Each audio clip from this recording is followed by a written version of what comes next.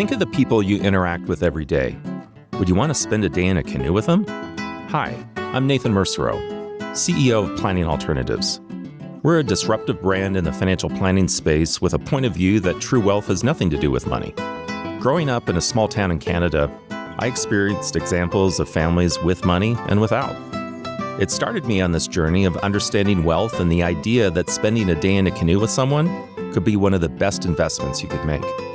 Join me as I sit down with leaders, entrepreneurs, creatives, rule breakers, and friends to discover their perspective of true wealth. And maybe you'll start to shift yours.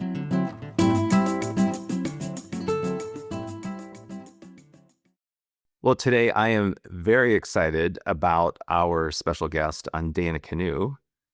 Allison Lincoln, my daughter, is joining us. Hey, Allison. Hey. Thanks for taking time. So you and I, along with your sister Rachel, have been talking about my fascination with Gen Z. Yes. And I think it's because, between mom and I raising you and observing you and Rachel, and then your friend group, you're married to Gavin, who's Gen Z as well. I've noticed that there's some really interesting aspects of you as a generation. And for listeners, I'm just going to categorize. There's various generations. The silent generation are those born from 1928 to 1945.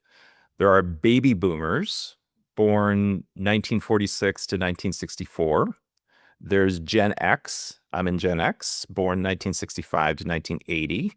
Millennials, or Generation Y, Gen Y, born 1981 to 1996. Gen Z is 1997 to 2012. And then the most recent generation, Gen Alpha, born 2013 to 2026 and ongoing.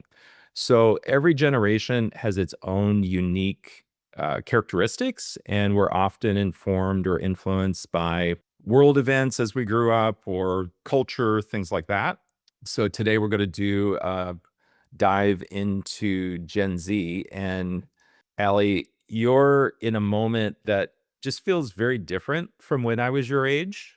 So you're in your 20s. What feels most defining to you about being in your 20s right now? I mean, I would say for me, my 20s is defined by growth. I feel like maybe that's what we could probably relate on. I mean, just being in your 20s, a lot happens. So I feel like growth is probably the most defining thing for me. Just because so much has already happened. I'm only 26. I got 4 more years till I hit 30, which is crazy. But graduated, I got married, I've gotten to travel, experienced a lot of things, trial, error, and I'm still learning a lot. So I feel like we could probably, I would say multiple generations could relate in that way. But yeah, I would say maybe more freedom to grow. I feel like I've gotten to experience a lot. So young. Yeah, it's been cool to see you evolve, and fun to do that together as well. So what do you think are things that other generations don't necessarily understand about Gen Z? I feel like the first thing that comes to my mind is humor. And I feel like that's a pretty pivotal characteristic of Gen Z. I think Gen Z as a whole does a pretty good job at not taking life too seriously. I mean, I can't speak for all Gen Z, but I know for myself, I definitely relate more to why don't we joke and laugh about it instead of stressing about it, which I feel like seems like a major generational difference. It's obviously a coping mechanism in some ways, but it's a fun one. I mean, laughing is more fun than freaking out about something. So why don't we all laugh about it? So I feel like that's probably, I've just heard a lot of people, like parents or grandparents, just totally not understanding Gen Z humor. And it's because it's everywhere. It really is. Everything's a joke, everything's a bit. So every generation is informed many times by the culture that it grew up in. And Wo- so Gen Z was the first digital generation. So like smartphones were introduced, whereas in my generation, like the internet got invented and it's like, oh, wow, that's interesting. Look at this thing called the internet. And then there's things called dial-up modems and all these different things. But like Gen Z pretty much had like a social media experience right from the beginning. Yeah. Like, what do you think in your peer group, or what do you think about Gen Zers in the whole experience with social media?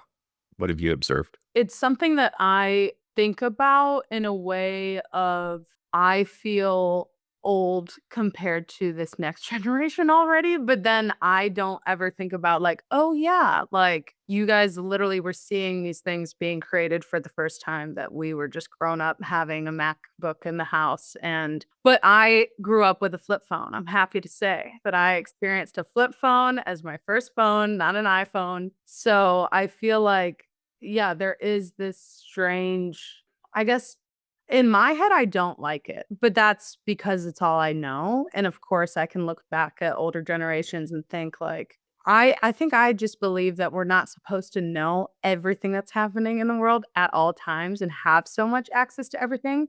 Obviously, so much of it is helpful and educational and important, but our generation, I'm pretty sure I mean, I don't know statistics, but I wanna say we're a pretty anxious and depressed generation, and I would say a lot of that is probably attributed to social media and having just access to so much online visually. So, is definitely a good thing in a lot of ways, but in my head, it's probably more negative, just personally. Yeah, it's good insight. And I know there's a trend, emerging trend of Gen Zers that want to actually go back to the flip phone world. And your sister Rachel spent hours and hours on the line with Verizon trying to convince them that she wanted to do that, which she ultimately did. So good for And her. Why do you think people are kind of swinging the pendulum back? And not all Gen Zers are doing this, but there's a group that are. What do you think is behind that? I think it's seeing how other people lived and understanding that we are not meant to be surrounded by robots all the time, or that we're not, meant to fully thrive surrounded by technology. Like, I think that maybe Gen Z is understanding that nature is really important and looking back at like I feel like I know so many people that look at Little House on the Prairie and we're like, "Oh, wouldn't that be awesome?" Which of course it wouldn't be awesome. Like people were dying of like a cold back then. So there's definitely highs and lows of looking back, but I think it's probably because we're just so overwhelmed by it right now because every day something new's coming out, every day there's an upgrade. It's like there's just so much happening technologically that I know I don't even understand. To me, it just seems super overwhelming. So I think the idea of cutting back from it and just getting back to like existing without it, I think is becoming more popular because we're realizing how much we rely on it, which is kind of scary. Like I feel like I have conversations with people all the time being like, "I don't know how our parents did it without a map or, like, without a GPS," or I mean, yeah, it's kind of unfortunate, but I think it's because we rely so much on it. It's once you realize how much you rely on it, I think is what's a little scary and alarming. I remember when you came home one time after you were giving some instruction as a choreographer on a dance program. And I think you were overseeing like young dancers, maybe in the 4, 5, and 6 range. Do you remember Mm, what you said about them? no. Like, these So people, these kids don't have any attention span these days. They're always looking on their phones or they're always looking for, some stimulus. yeah. No, that's so true. Yeah, I think I remember now. I'm like, they're a different breed. Like, I know I'm a different breed because obviously I was growing up with technology, but now it's like these iPad babies, they're real. Like teaching ballet to young children that are able to look at every single video on their feed is a Russian dancer doing 6 pirouettes and they are comparing themselves to these outrageous standards, because they can just see, which, is cool to be exposed to, more and see stuff. But yeah, it's like there's a lot of negativity that comes with it because, yeah, they're a different breed. You and I have talked about some of the challenges with mental health of the Gen Z generation and younger generation as well.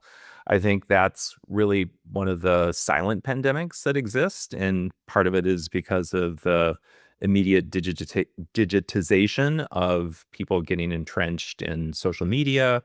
Mm. Um, it's almost like there's an algorithm for everyone and everything, and it's easy to get trapped in that.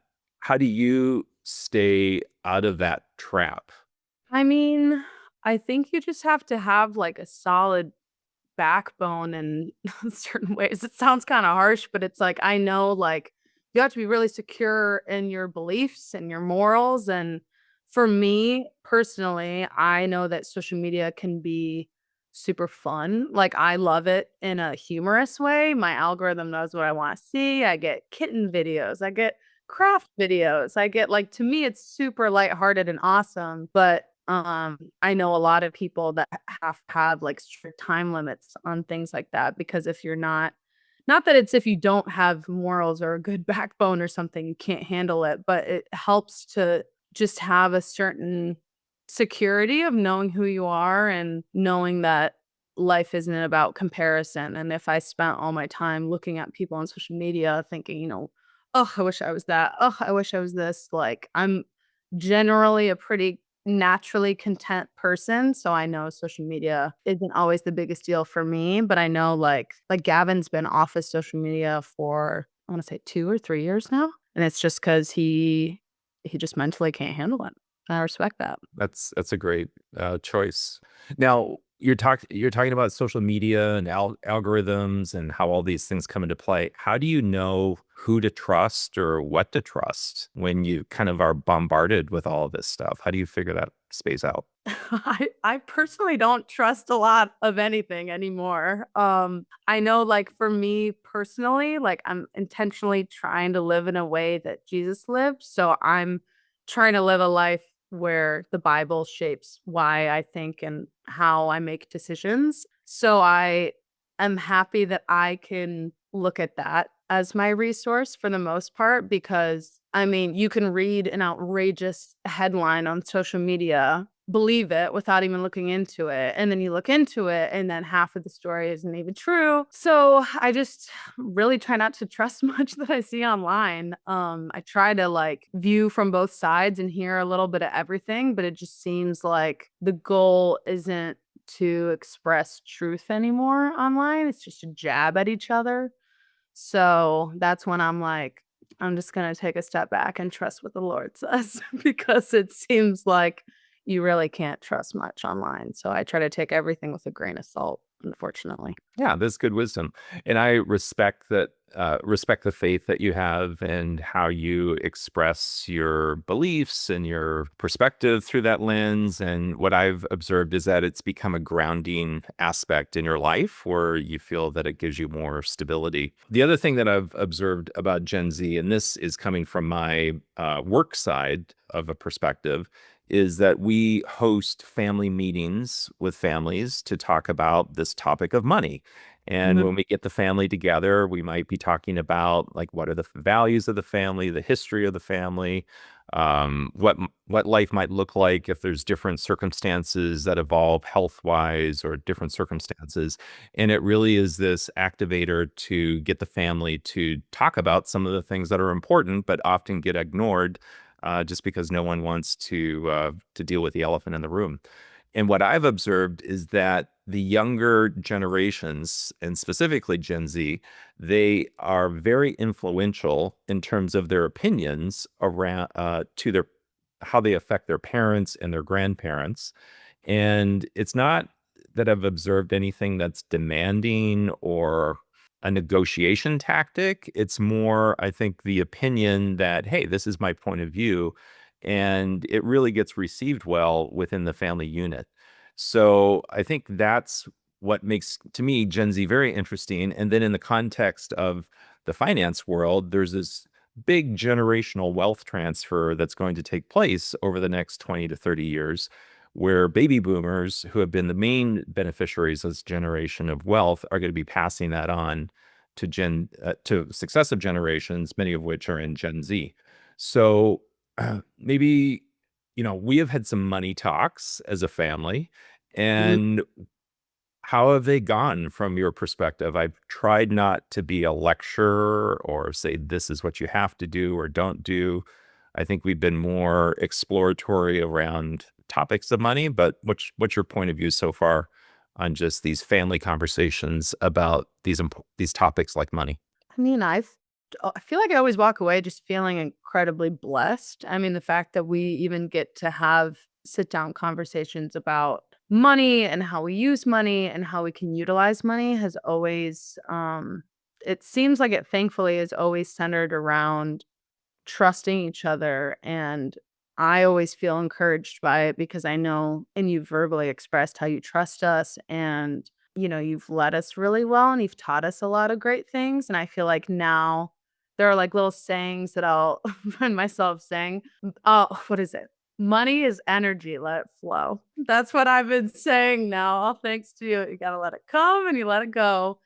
And I feel like because of our many conversations that we've had centered around money, I've been able to understand that there can be so much good from just letting go of like that being the focus and that being the center. Obviously, you need to I'm working 3 jobs, I have a focus on making money, but it's not the purpose of my life is to make money. It's not. And I just feel like we've been led to I guess, like, I just have received everything you've said really well. Like, I always feel encouraged, and I feel like you always encourage us to give and to utilize our resources and to bless us and encourage us that of course, it's overwhelming sometimes, but, I just feel like I walk away always very encouraged, and I think that you have a really good understanding of your children's individuality, and I've never felt you put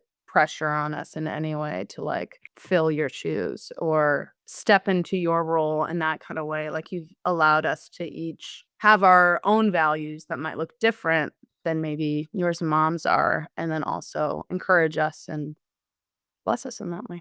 Yeah, we're individuals, and that's what's to be celebrated. But we live in the context of a family, and that's a unique aspect of our existence as well. And that's to be honored and celebrated. So, what do you think Gen Zs are like learning from older generations? And then what do you think they're just like, no, I'm not going to buy that. I'm not going to buy what they're selling. I would say we're taking forward, like, the intention of making money to provide for ourselves, as I was saying before, but rejecting, workaholic tendencies, like, more like the generations before us. I know I have a biased opinion because I've always intentionally taken service jobs, like service industry jobs where I know I'm not the backbone of a company, like, I'm not an essential worker. So I have the ability to go run away and travel for a week or 2 if I want to and know that, like, everything's gonna be okay if I'm gone. But even, like, my Gen Z friends that are in corporate environments seem to have a pretty well-rounded understanding of the balance of work life, home life, personal life, and are able to separate those. Like, I personally don't know anyone in my age group that's a workaholic, which I think is pretty cool. That is pretty cool. That's awesome, actually. Yeah, that's great. That gives me hope for the future. Yeah. That. Like, I think it's because 'cause we're able to also see on social media how people are able to live and travel and experience all these things that, maybe your generation wasn't able to see and view, and now it's like it just seems like it seems like we're able to see more of a possibility, so I think that our generation is like, "Oh, why shouldn't I go? Like, why shouldn't I go on vacation? Why shouldn't I do this?" So as we get ready to wrap up, I a couple thoughts. I think it's so important to communicate with different generations and to learn from one another. I think the mistake that's natural is that we think or assume everyone thinks like we do. And when we speak, we assume that everyone speaks like we do. And that is just not the case at all. There's vast differences in how we understand one another. And it takes intentionality to build that bridge with another person and another generation or groups of people. And so what I did is pulled up a few Gen Z phrases and I need you just to validate maybe what they mean. We'll see And if then I I pulled know up. them. I'm What's that? learning. We'll see if I know them. I mean, All right. All right. I think you got them. So I heard you say bet. What's what's bet? What's bet mean? like, I'm so bad at explaining things. It's like okay. It means okay, right? Like you Yeah. It's agree. like, Like all right, like, bet you won't do it. I guess maybe it's like, okay, right, do it. Maybe it's do it. got it. Like, Yeah. okay, bet. What about like low key? Like Oh, what's that mean? that one's self-explanatory. It's just low Okay. key keeping it on the DL, the down. Okay. What's no cap mean? No cap. Like I haven't heard that one in a while. No cap. yeah. It's like no, I think it's like for no lie, no serious. Like this is Yeah, like completely for real. for Like I'm real. being serious. Like no cap. I'm hungry. Yep.